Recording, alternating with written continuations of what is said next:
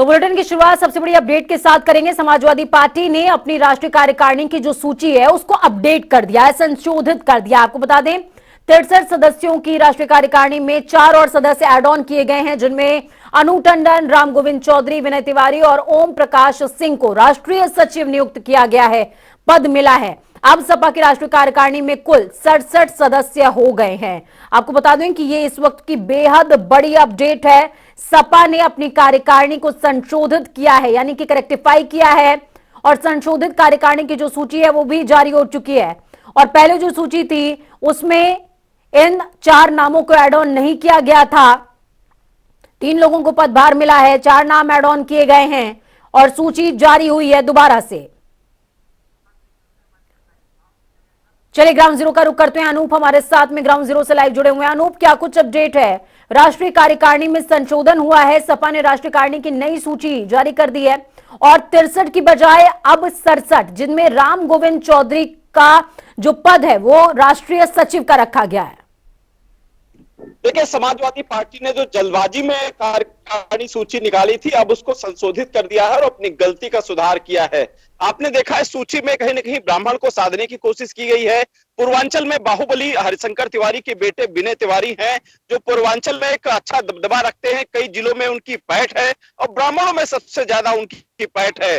पूर्वांचल में कई सीटों पर अपना प्रभाव भी रखते हैं। इस वजह से कार्यकारिणी, जो राष्ट्रीय कार्यकारिणी की सूची है, उनमें उनको जगह मिल गई है। निश्चित रूप से जिस तरीके से पिछली सूची में राम गोविंद चौधरी समाजवादी पार्टी के वरिष्ठ नेता हैं और काफी लंबे समय से समाजवादी पार्टी में है। पिछली जो योगी वन की सरकार है उसमें नेता प्रतिपक्ष का भी भूमिका अदा किया है 5 साल। इस बार उनको राष्ट्रीय कार्यकारिणी समाजवादी पार्टी की सूची जब जारी हुई थी तो उनको सिर्फ एक सदस्य बनाया गया था, लेकिन इस गलती का सुधार करते हुए अब उनको महासचिव बनाया गया है राष्ट्रीय कार्यकारिणी का। निश्चित रूप से जिस तरीके से समाजवादी पार्टी ने इस दूसरी जो अपडेट सूची में एक सभी वर्गों को साधने की कोशिश की है, वो आगामी 2024 के चुनाव देखते हुए, क्योंकि समीकरण जिस हिसाब से उत्तर प्रदेश के बन रहे हैं, उत्तर प्रदेश में चुनाव चाहे कोई भी हो पूजा, लेकिन जाति समीकरण उसमें फिट बिठाना जरूरी होता है। बिल्कुल। और अगर यूपी के चुनावों की बात करें, यूपी के चुनाव हो या ये कह सकते हैं हम कि 2024 के चुनाव हैं, तो जाति है कि जाति नहीं, अनु टंडन का नाम शामिल होना, जो कि कांग्रेस से आई हैं, उनका नाम शामिल होना अपने आप में इस बात की तस्दीक करता है कि सपा अब दूसरी तरह का गेम खेल रही है 2024 के लिए। अगड़ों वर्सेस पिछड़े की जो राजनीति है वो अब पूरी तरीके से परवान चढ़ने की तरफ आगे बढ़ रही है। बिल्कुल पूजा, आप सही कह रहे हैं कि जिस तरीके से इस कार्यकारिणी के बाद में आपने देखा कुछ नए चेहरे शामिल किए गए हैं। खासकर उन्नाव की अनु टंडन की बात करें, अनु टंडन कांग्रेस से सांसद भी रह चुकी हैं। एक जो कहीं ना कहीं उनका उन्नाव में काफी वर्चस्व भी है और काफी पैठ भी रखती हैं। आगामी 2024 के चुनाव है, निश्चित रूप से अनु टंडन को राष्ट्रीय कार्यकारिणी में एक जगह देने का सीधा सा समाजवादी पार्टी ने मैसेज दिया है। और पूरी सूची में देखिए आप किस तरीके से जो तमाम जो ओबीसी के जो नेता है उनको भी जगह मिली है। मुस्लिम चेहरे हैं, आजम खां की बात करें, उनको भी उसमें जगह मिली है। तो निश्चित रूप से इस कार्यकारिणी के जो सूची है इसके साथ ही समाजवादी पार्टी 2024 की लड़ाई में उतरेगी। हालांकि अब देखना ही होगा कि जो ओबीसी के जो चर्चाएं गर्म है, जो माहौल राजनीतिक बना हुआ, चाहे वो रामचरितमानस को लेकर के हो, मकसद सबका साफ है, चाहे समाजवादी पार्टी हो या राजनीति या भारतीय जनता पार्टी हो या फिर कांग्रेस या फिर बीएसपी हो, ओबीसी वोटरों पर सबकी निगाहें हैं। वो चाहे अनूप, देखिए मैं एक चीज और समझना चाहूंगी और मेरे ख्याल में जो तमाम दर्शक हमें इस समय देख रहे हैं, सुन रहे हैं, वो भी ये चीज समझना चाहेंगे। अगर हम मौजूदा सूची की बात कर लें, देखिए पहले एक सूची आई जिसमें 63 लोग थे, अब 67 लोगों की सूची सामने आ चुकी है। क्या अभी भी कोई ऐसी जाति बच जाती है जिनको जगह मिलनी बाकी रह गई है सूची में, और ये सूची एक बार और संशोधित हो सकती है? इस बात की आशंका है क्या? देखिए पूजा, समाजवादी पार्टी है, इसमें कुछ भी संभव नहीं है। आप ने देखा होगा जब प्रत्याशियों की सूची आती तो जब तक अंतिम दौर तक उनकी जो टिकट है वो बढ़ते रहते हैं और कैंसिल भी होते रहते हैं। लेकिन इतना जरूर है, ये सूची जो है काफी अध्ययन के बाद जारी की गई है। तमाम जो नेता है उनके राष्ट्रीय जो अध्यक्ष के साथ में बैठकर ये सूची बनाई गई है। तो मुझे लगता है ये सूची बिल्कुल समाजवादी पार्टी को लेकर फिट बैठ रही है, क्योंकि 2024 को जिस तरीके से देश का चुनाव देखा जा रहा है और खासकर उत्तर प्रदेश में सबकी निगाहें टिकी हैं। भारतीय जनता पार्टी कोशिश कर रही है कि उत्तर प्रदेश में 80 में से 80 सीटें भारतीय जनता पार्टी इस बार निकालने की कोशिश कर रही है। लेकिन 2022 का जब चुनाव हुआ है तो विपक्ष एक सशक्त रूप के उभर के आया है उत्तर प्रदेश में, और यही वजह है कि भारतीय जनता पार्टी ओबीसी को लेकर काफी जो प्रयास कर रही है, चाहे वो उत्तर प्रदेश में भारतीय जनता पार्टी प्रदेश अध्यक्ष का चेहरे के रूप में भूपेंद्र चौधरी हो, या फिर जो इसका जो राष्ट्रपति या प्रधानमंत्री की बात करें, तो कहीं ना कहीं एक मैसेज भारतीय जनता पार्टी ने दिया है, और मुझे लगता है वही है अखिलेश यादव उसकी काट के लिए एक लंबी चौड़ी जो मैं एक चीज और समझना चाहूंगी अनूप आपसे। देखिए, बीजेपी की जब हम बात कर रहे हैं, बीजेपी की कार्यशैली की बात कर रहे हैं, अभी थोड़े दिनों पहले कार्य समिति की जो बैठक हुई थी, उसके बाद कार्य समिति की बैठक के बाद जो मंथन निकला उसमें पर मंत्री 2 जिले आवंटित किए गए हैं, यानी कि एक एक मंत्री 2-2 जिलों का कार्यभार संभालेगा, वहां पर लोगों से जनसंपर्क बनाएगा, उन तक सरकार की नीतियों को पहुंचाएगा। अब देखिए, अब जो सपा है उसकी भी कार्यकारिणी की सूची जारी हो गई है, नाम 67 है, सामने आ चुके हैं। क्या सपा भी ठीक इसी तरह के एजेंडे पर आगे बढ़ रही है? देखिए पूजा, बिल्कुल सही बात है कि समाजवादी पार्टी, हालांकि पिछले कुछ चुनावों की बात करें, अभी थोड़ा एमएलसी का 5 सीटों पर चुनाव हुआ है, उसका समाजवादी पार्टी का जो आकलन रहा, अध्ययन रहा है, वो थोड़ा खराब रहा है। उसका कारण यही है कि समाजवादी पार्टी कोशिश तो करती है, जमीन में उतरने की कोशिश करती, प्लानिंग करती है, लेकिन धरातल पर नहीं पहुंच पाती है। एमएलसी चुनाव में सीधा इसका मतलब था कि जो समाजवादी पार्टी के बड़े नेता थे या फिर कार्यकर्ता थे, वो जो क्योंकि एमएलसी चुनाव में स्नातक जो व्यक्ति धारक होता है, स्नातक की परीक्षा पास करता, वही वोट का डाल सकता है, तो उनके वोट नहीं बनवा पाए। और भारतीय जनता पार्टी के जो कार्यकर्ता नेता थे वो लगातार उन लोगों के वोट भी बनवाए, समाज के लोगों को, और यही वजह है कि देखिए 4 की 4 सीटें, चाहे 5 में से 4 सीटें भारतीय जनता पार्टी के पास आई, 1 निर्दलीय गई, यानी समाजवादी पार्टी के पास कुछ नहीं आई। ये प्रबुद्ध वर्ग का चुनाव था। निश्चित रूप से संदेश 2024 का बहुत कुछ दे रहा है 5 सीटों को लेकर के। अब समाजवादी पार्टी के राष्ट्रीय कार्यकारिणी सूची तैयार होने के बाद इस पे किस तरीके से अखिलेश यादव काम करेंगे, क्या ये राष्ट्रीय कार्यकारिणी की सूची के तमाम जो पदाधिकारी है या फिर कार्यकर्ता धरातल पर कुछ काम कर पाएंगे, ये 2024 के चुनाव परिणाम ही पूजा तय करेंगे। बिल्कुल अनूप, 2024 के परिणाम ये इस बात को तय करने वाले हैं कि आखिरकार सपा जिस तरीके से काम आगे बढ़ा रही है, वो काम कितना ज्यादा प्रभावित कर रहा है लोगों को और कितना ज्यादा वो ग्राउंड से जुड़ पा रहे हैं। हम अगर लगातार सपा की कार्यशैली की अनूप बात कर रहे हैं तो सपा के राष्ट्रीय अध्यक्ष अखिलेश यादव की बात कर लें। अभी पिछले दिनों भी वो मुरादाबाद पहुंचे हुए थे, उन्होंने भाजपा पर भी कटाक्ष किया और उसके बाद ही ये कार्यकारिणी की सूची जारी होती है। क्या वो बैलेंसिंग इक्वेशन बैठाने में समाजवादी पार्टी उतना ज्यादा सक्सेसफुल हो पाएगी क्या? अनूप, मैं आपके पास आऊंगी। एसटी हसन जुड़े हुए हैं हमारे साथ, सपा सांसद हैं आप। एसटी हसन जी, बहुत स्वागत है जनता टीवी पर आपका। जी शुक्रिया। हसन साहब, मैं आपसे ये समझना चाहूंगी, देखिए नई कार्यकारिणी की सूची जारी हुई है, क्या एक बार में विशेष संशोधन नहीं हो पाता है सपा में, या मंथन नहीं हो पाता है, नाम बार बार ऐड ऑन हो रहे हैं? देखिए ऐसा नहीं है कि कार्यकारिणी की जो सूची होती है उसमें कभी कभी कुछ नाम रह जाते हैं तो बाद में शामिल कर लिए जाते हैं जी। ये तो एक संगठन है और संगठनात्मक कार्रवाइयां हैं जी। लेकिन सपा सारे वर्गों को साथ लेके चलती है जी। सब वर्गों को अपनी कार्यकारिणी में रखती है और सपा का कहने और करने में कोई फर्क नहीं होता जी। हसन साहब, मैं देखिए आपको ये बता देती हूँ, राम गोविंद चौधरी का नाम अभी इंक्लूड किया गया है, साथ में अनु टंडन का नाम, विनय तिवारी, और ऐसे ही अशोक सिंह का भी नाम इंक्लूड किया गया, ओम प्रकाश सिंह का नाम इंक्लूड किया गया है। 4 नाम एड ऑन हुए हैं अभी कार्यकारिणी में। पहले जो कार्यकारिणी थी आपकी 63 लोगों की थी, अब 67 लोग हो गए हैं। मैं ये समझना चाहूंगी आपके कि क्या बीजेपी के रास्ते पर ही समाजवादी पार्टी भी अब आगे बढ़ रही है 2024 के चुनावों को लेकर?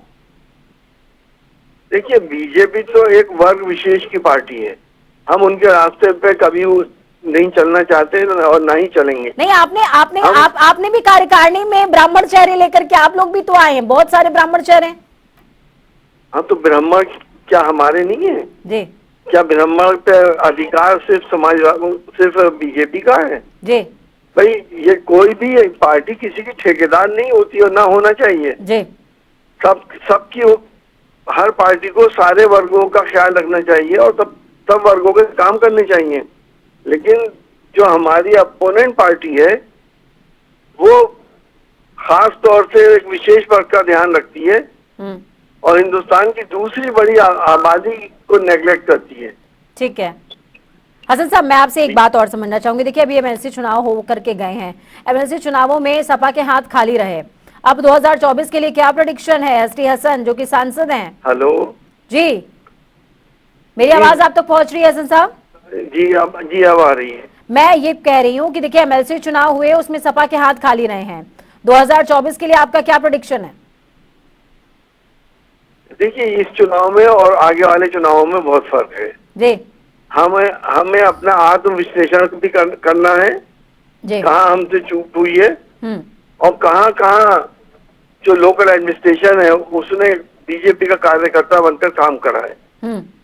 इस सब विश्लेषण के बाद ही हम किसी नतीजे पर पहुंचेंगे। लेकिन हसन साहब मैं एक चीज और आपसे समझना चाहूंगी, एक चीज और मैं समझना चाहूंगी। देखिए जो इनपुट ग्राउंड से सामने आते हैं वो इनपुट ये कहते हैं कि आपके जो राष्ट्रीय अध्यक्ष हैं अखिलेश यादव, वो ग्राउंड पर कार्यकर्ताओं को उतना ज्यादा जोड़ नहीं पा रहे हैं, वो कंबाइनिंग एलिमेंट कहीं मिसिंग है। तो क्या वो एलिमेंट 2024 तक आप एक बॉन्ड प्रिपेयर करने की कोशिश करेंगे क्या सपा में? देखिए ये आपका ऑब्जर्वेशन हमें सही नहीं लगता जी। अखिलेश यादव जी सारे कार्यकर्ताओं को जोड़ते भी हैं, नाम से भी जानते हैं, हर जगह सम्मान देते हैं, हर कार्यकर्ता से पूरी मिलने की कोशिश करते हैं। सर ये तो कहने ही फजूल है कि साहब वो कार्यकर्ता नहीं जोड़ पाते, लेकिन हाँ हम धोखा नहीं देते लोगों को, हम जुमलेबाजियां नहीं करते। ठीक है हसन साहब, बलदेव सिंह औलख जी भी हमारे साथ में जुड़ गए हैं। बलदेव जी बहुत स्वागत है जनता टीवी पर आपका। हाँ जी धन्यवाद। बलदेव जी देखिए सपा की नई कार्यकारिणी की सूची पहले ही जारी हो गई थी, अब उस संशोधित सूची जारी हुई है। 63 से 67 नाम आ गए हैं जिनमें कई ब्राह्मण चेहरों को शामिल किया गया है। आपकी पहली प्रतिक्रिया क्या है? मैं कहना चाह रहा हूं जब इनकी पहले 61 की कार्यकारिणी की लिस्ट जारी हो गई है जी। फिर बाद में करने की क्या आवश्यकता पड़ी? तो ये क्या मतलब जाति नहीं बीजेपी को डर है क्या? आपका फॉर्मूला जो है ट्रेस कर रहे हैं वो? बीजेपी को कोई डर नहीं है, ना कभी बीजेपी डरी है और ना आगे डरेगी जी। बीजेपी सारे समाज के समन्वय करके पार्टी चला रही है। ये इनको डर लग रहा है कि पंडित से डर लग रहा है, बैकवर्ड से डर लग रहा है और किससे डर लग रहा है। ये घबराहट में अलग अलग मतलब कभी डिक्लेयर करने के बाद अभी 4 दिन बाद फिर इन्होंने ये चेहरे ले लिए। डर है कि ब्राह्मण माफिया की बच जाए, बैकवर्ड की बच जाए। तो इन चीजों से कोई फर्क नहीं पड़ता है। इनको ये घबराए हुए, इनका कोई वो नहीं है। बलदेव जी आपकी तरफ से क्या ये रिएक्शन है कि मानस के अपमान को कार्यकारिणी की लिस्ट में सेटल डाउन किया जा रहा है? देखिए आप इनके जब जिस तरह से लगातार इनके चेहरा चरित्र और इस तरीके से आप देख सकते हैं कि जो भगवान के नाम से इतनी बड़ी वो गलती कर सकते हैं, उनको आप राष्ट्रीय महासचिव बना रहे हैं, आप उनको अपनी कमेटी में रख रहे हैं।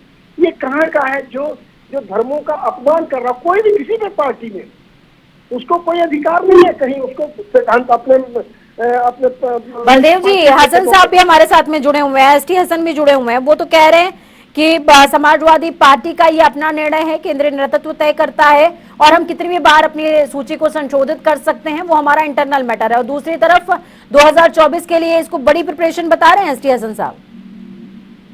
ऐसा है ना, उनका ये बात सही है कि उनका अपना मैटर है, वो करे, मगर घबराहट में क्यों कर रहे हैं कि अभी आपने बनाया और अभी दूसरे समाज के लोगों को जोड़ रहे हैं। और जो आप लगातार आपने धर्म के जो सामान्य ग्रंथ है उनका अपमान कर रहे हो, उनके गुरुओं का अपमान कर रहे हो और उनको तरक्की के लिए शाबाश उनके गले में हाथ डाल दोगे। आपने बहुत अच्छा काम करके आए हो कि आपको इनाम दिया जा रहा है क्योंकि आपने भगवान के प्रति अपनी ऐसी ठीक है। यानी कि बीजेपी इस लिस्ट पर हमलावर है और सपा कह रही है कि ये हमारा अपना मैटर है, हम कोशिश कर रहे हैं 2024 का रण जीतने की।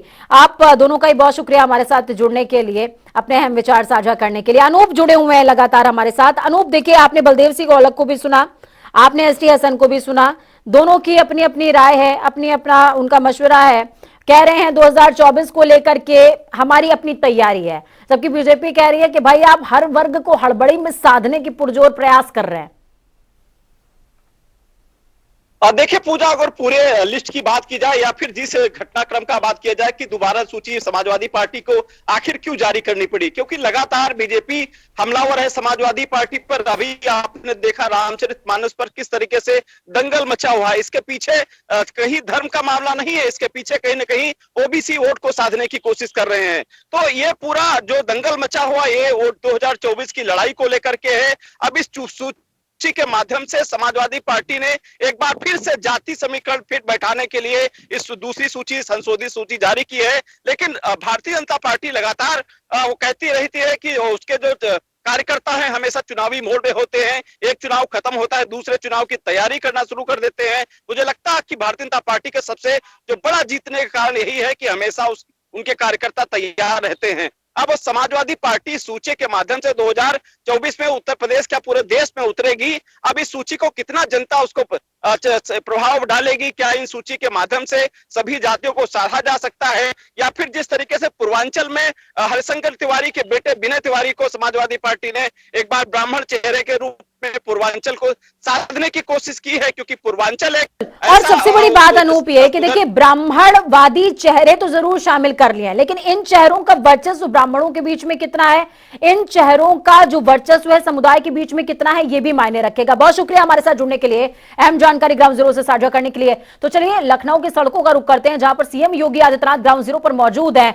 आगरा तो नहीं जा पाए हैं, लेकिन राजधानी लखनऊ का रुख जरूर कर रहे हैं। गोल्फ कार्ट के जरिए G20 को लेकर जिस तरीके का रंग रोगन पूरी राजधानी में किया गया है, उसका जायजा सीएम योगी आदित्यनाथ ले रहे हैं। तस्वीरें आपकी टीवी स्क्रीन पर हैं, इस वक्त की बेहद खास तस्वीरें हैं ये। CM Yogi Adityanath golf cart पर, उनके साथ में दुर्गा प्रसाद भी मौजूद है, सचिव है ये। एक्सक्लूसिव तस्वीरें आपको दिखा रहे हैं इस समय टीवी स्क्रीन पर। बड़ी खबर, अहम जानकारी है ये। G20 की तमाम तैयारियों का जायजा सीएम योगी आदित्यनाथ खुद ले रहे हैं। गोल्फ कार्ट पर सवार हुए और गोल्फ कार्ट पर सवार होने के बाद जिस तरीके से तैयारियां की गई हैं राजधानी लखनऊ के अंदर, उसका जायजा सीएम योगी आदित्यनाथ ने स्वयं लिया है, खुद लिया है। हालांकि आज आगरा जाने वाले थे, आगरा जा नहीं पाए। सीएम योगी आदित्यनाथ के साथ में नंदगोपाल नंदी मंत्री मौजूद हैं और साथ में महासचिव भी मौजूद हैं। बड़ी खबर, अहम जानकारी, अहम तस्वीरों के साथ में।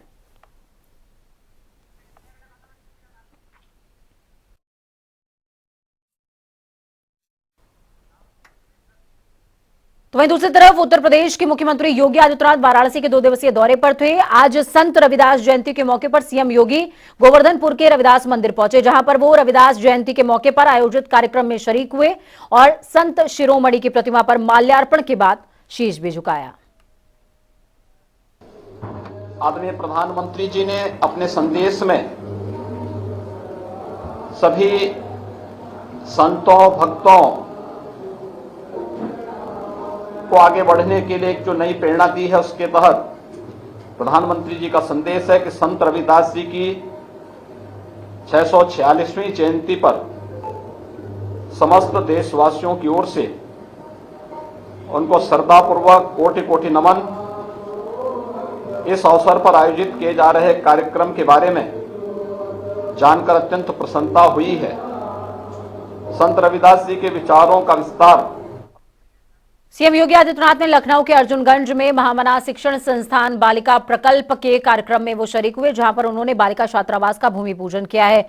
ये संस्थान भाऊराव देवरस सेवा न्यास की तरफ से संचालित किया जा रहा है। इस दौरान सीएम योगी ने कार्यक्रम संबोधित करते हुए कहा कि देश सही दिशा में आगे बढ़ रहा है और आने वाले दिनों में भारत पूरे विश्व को दिशा दिखाएगा।